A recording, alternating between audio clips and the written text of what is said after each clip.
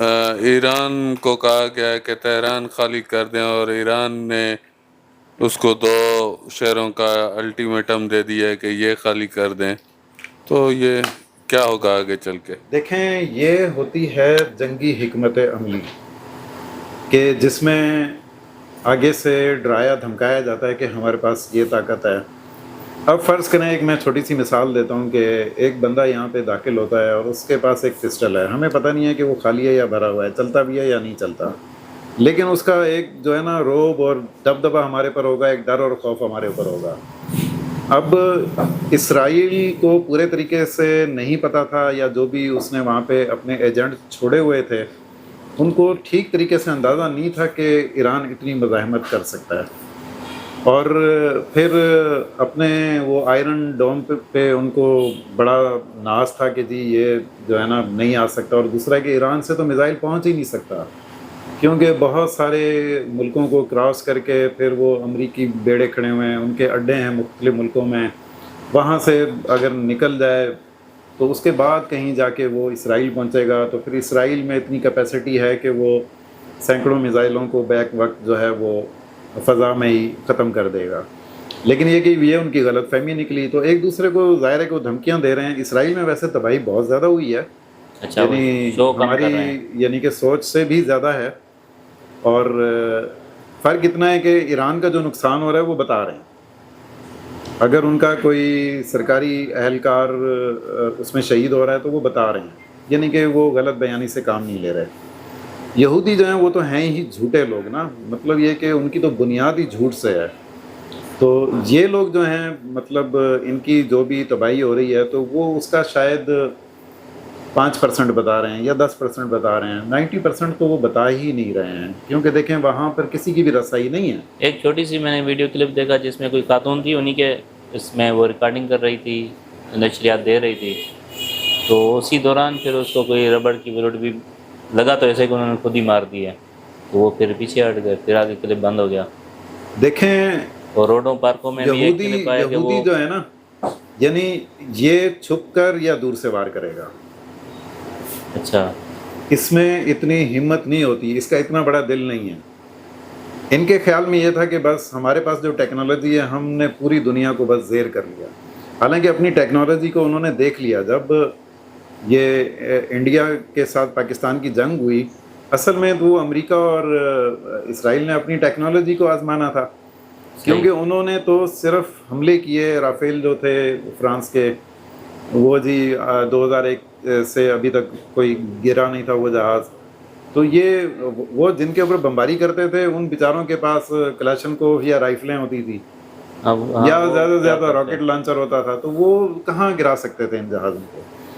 اب ان کو اندازہ نہیں تھا کہ یعنی یہ سمجھ رہے تھے کہ جو کچھ ہم نے کیا ہے اس سے زیادہ کوئی کچھ کر ہی نہیں سکتا۔ باقی چائنا ظاہر ہے کہ وہ چھپا رستم ہے، ابھی تو چائنا نے جو بھی چیزیں یہ دکھائی ہیں یا بتائی ہیں وہ یوں سمجھیں کہ 10% بھی نہیں ہے۔ اچھا، ان کو اندازہ ہی نہیں ہے کہ انہوں نے بڑے سرپرائز رکھے ہوئے ہیں۔ چائنا کہاں تک پہنچا ہے۔ چائنا کو تو چھوڑ دیں، وہ کوریا پتہ نہیں کہاں تک پہنچ گیا۔ دیکھیں کوریا کا نام دوبارہ سنیں؟ نہیں تو پہلے اس کا بڑا پہلے جب ٹرمپ آیا تھا کتنی دھمکیاں دے رہا تھا، لیکن یہ کہ اب کوریا کا نام سنیں ٹرمپ کے منہ سے؟ نہیں، ذرا نام تو لے، نہیں لے گا نا۔ اب اور اس کے بعد یعنی ایران کو انہوں نے یہ سمجھا کہ ہمارے موساد کے ایجنٹ ہیں وہاں پہ، امریکن ایجنٹ ہیں وہاں پہ، اور انہوں نے ساری معلومات لے لی ہے، ان کے پاس کچھ بھی نہیں ہے سوائے خالی میزائلوں کے خول کے، اور کچھ بھی نہیں ہے۔ اب یہ بات تو ہے کہ ان کی جو فضائیہ ہے ایران کی وہ کمزور ہے، لیکن یہ ہے کہ میزائل ٹیکنالوجی میں وہ آگے ہیں۔ دیکھیں ہائپر سونک جو میزائل انہوں نے مارے، 2 یا 3 مارے، زیادہ نہیں لگائے، وہ پہنچ گئے راستے میں بھی، ان کو کوئی یعنی کہ امریکن بیڑے یا اڈے تھے یا برطانیہ کے تھے، وہ نہیں روک پائے ان کو۔ نہیں، آپس کی بات صحیح، یہ بھی تو ہو سکتا ہے نا، ٹرمپ نے کہا کہ اسرائیل کو بھی زیادہ ہوا پکڑی ہوئی ہے، اس نے بڑی لمبی چھوڑ رہا ہے، تو یہ بھی تھوڑا سا اس کو بھی کوئی سیدھا کرے۔ اصل میں ہاں یہ بات بھی آپ کی بالکل درست ہے کہ اسرائیل جو ہے اس کو ایک جو کھلی چھوٹ دی ہوئی ہے امریکہ نے، چھوٹ تو امریکہ نے دی ہے نا، جی، اور کہ یعنی یہ چاہے جو کچھ مرضی کرے، اور ان کو شاید یہ لگ رہا تھا کہ آنے والے وقت میں شاید اسرائیل ہمارے آگے آ کے کھڑا ہو جائے گا. اچھا. اور کیونکہ ایک تو دیکھیں کہ یو اے ای نے ان کو تسلیم کر لیا، اور اب سعودی عرب بھی یعنی کہ ان کی نیم رضامندی ہے. تو سعودی عرب عمران خان کے وقت میں یعنی کہ ان کو پورا وہ تھا، اور شاید یہ اعلان کرنے ہی والے تھے اسرائیل کو تسلیم کرنے والا. میں یہی بات کرتا ہوں کہ اسرائیل کو ہم کبھی بھی تسلیم نہیں کریں گے، صحیح. پاکستان کبھی بھی نہیں کرے گا. آخری جو جنگ ہوگی وہ اسرائیل کے ساتھ ہی پاکستان کی ہوگی. یعنی یہ لوگ بعض یعنی پچھلی مرتبہ ہی سوال پوچھا تھا غزوہ ہند، غزوہ ہند جو ہے وہ اسرائیل ہندوستان میں ہی آئے گا، اور ہندوستان کے ٹکڑے ہو چکے ہوں گے، اور اسرائیل کا جس طرح فلسطین میں انہوں نے کام کیا ہے یہی کام یہ لوگ ہندوستان میں آ کے کریں گے. پاکستان میں تو کر نہیں سکتے یہ، وہ تو بس فلسطینی جو تھے پیسے کے جھانسے میں آ گئے اور انہوں نے ان کو جگہیں دے دی. اور ابھی بھی شاید وہ میں تو یہی مطلب یہ دکھ سے ہی میں کہتا ہوں کہ وہاں کے جو صدر نے ابھی تک کیا کیا ہے؟ فلسطین کے لیے کوئی آواز اٹھائی ہے اس نے؟ کچھ آپ سامنے یہاں تو جتنے نہیں بھی آیا. 4-5 لوگ بیٹھے ہوئے ہیں، سنا ہے آپ نے کبھی کہ فلسطین کے صدر نے غزہ کے لیے کوئی آواز اٹھائی ہو؟ آپ نے آپ نے نہیں سر، آپ کیونکہ نے کہیں پہ بھی مطلب اگر وہ ہوتی تو کوئی بات آ جاتی. یا چلیں یہ سنا ہو، دیکھیں کہ وہ ٹک ٹاک پہ آپ فلسطینیوں کو بھی دیکھ رہے ہوتے ہیں، کہیں پہ کوئی احتجاجی جلسہ جلوس، احتجاجی تقریر، کوئی ایسی بات آپ نے سنی ہے فلسطینیوں کی؟ نہیں سر. دوسرے شہروں کی، یعنی کہ جہاں پہ جنگ ہو رہی ہے اس کی میں بات نہیں کر رہا، وہاں تو ظلم ہے. یعنی کہ ہماری نظروں کے سامنے مسلمانوں کے ساتھ ظلم ہو رہا ہے، اور جو طاقتور مسلمان ممالک ہیں وہ بھی صرف دیکھ رہے ہیں، اور اس میں پاکستان بھی ہے. دیکھیں کہ 1 مہینہ پہلے تک یا 2 مہینے پہلے تک نہیں پتا تھا کہ ہمارا ملک اتنا طاقتور ہے.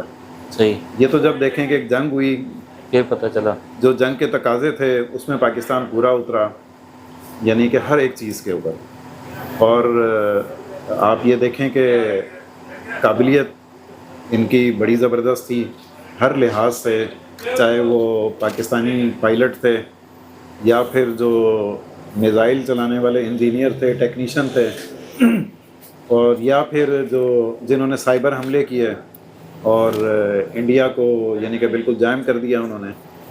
تو سب نے اپنے حساب سے یعنی کہ 100 میں سے 100% کام کیا، کسی نے اپنا کام کم نہیں کیا. اور یہی چیز ہوتی ہے کہ دیکھیں اپنے کام میں بندہ ماہر ہو، یعنی کہ پروفیشنل بندہ ایسا ہی ہوتا ہے کہ وہ جو کام وہ کر رہا ہے وہ اس وقت اسی کام کے اوپر دھیان دے گا. دوسری بات یہ کہ ابھی ان کے مذاکرات ہو رہے ہیں ایران کے، حالانکہ جنگ اسرائیل کے ساتھ ہے لیکن مذاکرات امریکہ کے ساتھ ہیں. ایران کے پاس جو آخری ہتھیار ہیں نا، ان کے پاس جو 8 10 12 یا 15 ایٹم بم موجود ہیں، جس کا پچھلے دنوں انہوں نے تجربہ بھی کر لیا ہے. میں نے آپ کو پچھلے ویڈیو میں بتایا تھا کہ یہ تجربہ کریں گے یہ لوگ، اور اس کے بعد یہ لوگ حملہ بھی کریں گے اگر یہ جنگ آگے بڑھی. تو اب ہائپر سونک میزائل جتنے بھی ہیں ان کے پاس اس وقت، وہ انہوں نے چلا دینے ہیں. اس سے ظاہر ہے کہ اسرائیل کا حال غزہ سے بھی برا ہوگا. آمین. اب یہ تو بنکر کرتے ہیں نا کہ بنکروں میں چلے جاتے ہیں، میزائل اوپر گرے گا، وہ بنکر اتنے مضبوط ہیں، اتنا نیچے ہیں کہ وہاں تک یعنی کوئی بھی میزائل جو ہے اس کی تہہ تک نہیں پہنچ سکتا. یہ ان کی خام خیالی ہے، یہ بنکر ہی ان کا قبرستان بنے گا یہ ان اسرائیلیوں کا. اور اگر بس دعا کریں کہ مذاکرات کامیاب ہو جائیں، کیونکہ جنگ اچھی چیز نہیں ہے، اس میں بچے بوڑھے بالکل مرد خواتین، مطلب یہ کہ سارے لپیٹ میں آتے ہیں نا، یعنی کہ پھر وہ کئی دہائیوں تک اس کا نقصان پورا نہیں ہوتا. تو دعا یہ کریں کہ جنگ نہ ہو، لیکن اگر ظاہر ہے کہ ایک چڑھ کے آ رہا ہے اور حملہ کر رہا ہے بار بار، پھر اس کو سبق بھی سکھانا چاہیے. اچھا شاہ جی، یہ ہٹلر کا کیا واقعہ ہے؟ یہودیوں کے پیچھے پڑا تھا، اس نے پتہ نہیں کہتے ہیں کہ 100 یا 150 یہودی چھوڑے تھے، یہ بڑھ کے اتنے وہ ہوئے ہیں. بہرحال وہ تھوڑی سی ایسی کتابی باتیں ہیں. اس کا جو ہے میرے خیال سے، یہ میرا نظریہ ہے، میں یہ کہتا ہوں آپ بات کریں یا جو میرے علم میں ہے کہ وہ شاید یہ ایک کتابی باتیں ہیں، اس طرح کی اس نے بات کی یا نہیں کی. اس کا ہر وہ بندہ دشمن تھا جو اس کے خلاف تھا، یعنی جو اس کے ساتھ لڑتا تھا یا جہاں بھی وہ قبضہ کرنا چاہتا تھا اور آگے سے لڑتے تھے، اس میں اس کو کوئی تمیز نہیں تھی کہ کوئی آگے یعنی کہ یہودی ہے، عیسائی ہے، مسلمان ہے، سکھ ہے، ہندو ہے، اس کو اس ذات پات سے کوئی لینا دینا نہیں تھا. ہاں یہ ہے کہ اس نے جو یہودی اس وقت بھی تھوڑی تعداد میں تھے، اتنے نہیں تھے، تو جتنے ملے ان کو مار دیا اور جو بچ گئے وہ پھر فلسطین چلے گئے. اور آخر میں آ کے یعنی دیکھیں کہ ہٹلر جیسا طاقتور بندہ کوئی نہیں تھا، کوئی سوچ بھی نہیں سکتا تھا کہ اس کے جو آخری ایام ہیں وہ بڑی تکلیف سے گزریں گے. اس کا کسی کو پتہ نہیں چلا کہ وہ کہاں چلا گیا. اس میں صحیح ویسے ہی کتابی باتوں میں کہا جاتا ہے کہ 50 لاکھ یہودی تھے، اتنے تھے، اس نے اتنے مار دیے. تو پھر دیکھیں وہ تو جہاں بھی جاتا تھا کسی کو زندہ نہیں چھوڑتا تھا وہ. خاص ہے نا صحیح. پھر ایک تو پھر یہ منگولوں کی طرح ہوا نا، منگول جس طرح. ایک صحافی تھی، خاتون تھی، تو اس نے پھر اس کے اوپر ریسرچ بھی کی. تو اس نے کہا کہ یہ جو بتا رہے ہیں کہ 50 لاکھ یہودی تھے، یہ انہوں نے کہا اور بھی تھے، اور یہ صرف یہ نعرہ لگا کے خود کو مظلوم شو کرتے ہیں، ایسی بات نہیں تھی. پھر وہ عورت غائب ہو گئی. دیکھیں میں بھی یہی بات کر رہا ہوں کہ یہ صرف کچھ کتابی باتیں ہیں، باقی جو میرے علم میں ہے ایسی کوئی بات نہیں ہے. دیا مارا دیا، ہاں ایسی کوئی بات نہیں ہے. اس نے تو ہر جگہ پہ حملہ کیا، مطلب وہ تو کسی کو بھی نہیں چھوڑتا تھا. تو اس بات کا یہودیوں نے اس کو ایک بیان بنا لیا اور اس کو پھر پھیلا دیا. بالکل ایسا ہی ہے، وہ بھی ایک سازش، انہوں نے ایک جنگ لگی ہے تو اس سے بھی فائدہ لیا جائے. بالکل ایسا ہی ہے. اچھا شاہ جی، پھر وہ ہٹلر کی بولتے ہیں کہ وہ ان کا جو آخری ٹائم تھا جب مر گیا تھا، اس کی لاش کسی کو ملی نہیں، یہ کیا بالکل سچ ہے؟ اس کا آج تک کسی کو پتہ نہیں ہے کہ کہاں پہ ہے. اور ظاہر ہے کہ ظالم شخص تھا. ہم یہ نہیں کہتے کہ اب بے گناہ جو بھی ہو، خواہ وہ کسی بھی مذہب سے اس کا تعلق ہے، وہ بے گناہ ہی ہے. خواہ خواہ کا قتل جو ہے وہ ہمارا دین ہمیں نہیں سکھاتا. ہمارا دین اس چیز سے منع کرتا ہے. ہمارا دین ہمیں انصاف، مساوات سکھاتا ہے. یعنی کہ ہمارے دین میں کوئی اونچ نیچ نہیں ہے، سب برابر ہیں. یہی وجہ ہے کہ جب ہم مسجد جاتے ہیں تو ہمیں جہاں جگہ ملتی ہے ہم وہاں پہ کھڑے ہو جاتے ہیں. خواہ وہ بادشاہ ہے، خواہ وہ فقیر ہے، وہ سب ایک ہی صف میں کھڑے ہوتے ہیں. جس کو جہاں پہ جگہ ملتی ہے وہ وہیں پہ ہوتا ہے. ایسا آپ نے کہیں دیکھا ہے کسی مسجد میں کہ جی کوئی بندہ اندر داخل ہوا اور سب نے ہڑبڑا گئے اور ساروں نے راستے چھوڑ دیے اور اگلی صفیں خالی کر دی؟ دیکھیں ایک عزت کے حساب سے ایک الگ بات ہے.